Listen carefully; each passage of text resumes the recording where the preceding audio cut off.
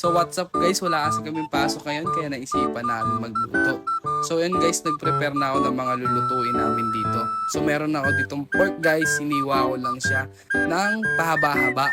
So ayan, pagkatapos kong mag-slice ng pahaba-haba, next naman natin yung dalawang tokwa guys. Dalawang tokwa lang yan guys yung binili namin. So hiniwa ko lang din yung guys ng pahaba-haba.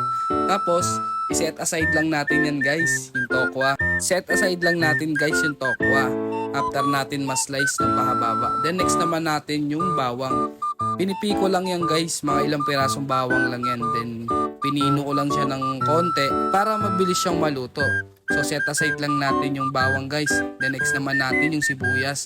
Isang pirasong sibuyas pala yan guys yung ginamit ko. So hiniwa-hiwa ko lang din guys. Bahala na kayo kung anong paghiwa. So set aside lang guys. Prepare naman tayo ng sitaw guys na gagamitin natin. So yan guys, hiniwa-hiwa ko lang din yan. Bahala na kayo kung anong diskarte nyo sa paghiwa. Basta ako guys, ganyan lang din ginawa nyo. Bahala na kayo, susunod nyo. So set aside lang din natin yan guys. Tapos linis tayong konti. Tapos proceed na tayo sa pagluluto natin guys. So ayan yung mga rekado natin. Painit lang tayo ng kawali guys. Mainit na yung kawali, lagay na natin yung mantika.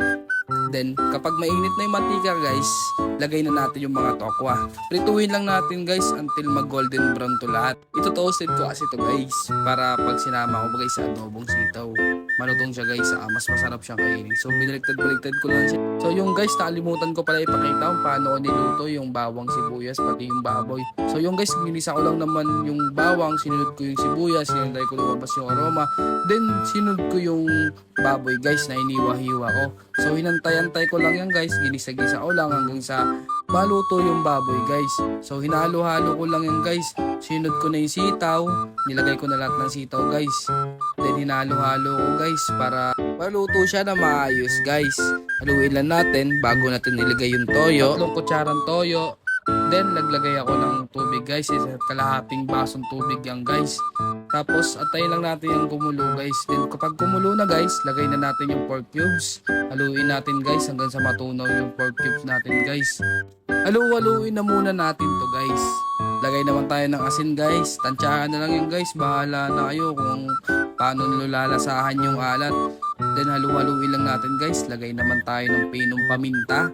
Tansyahan lang din guys. Magic sarap. Tansyahan lang din. Then sili. Para may konting sipa ng anghang. Suka guys. Isang kutsara. Then asukal guys. Pambalansin ng lasa. Then haluin lang natin to guys. Then sunod naman natin yung tokwa. And let's eat. Nakagawa na tayo ng masarap na adobong sitaw na gawa ni Papa Jack. Kain na tayo guys.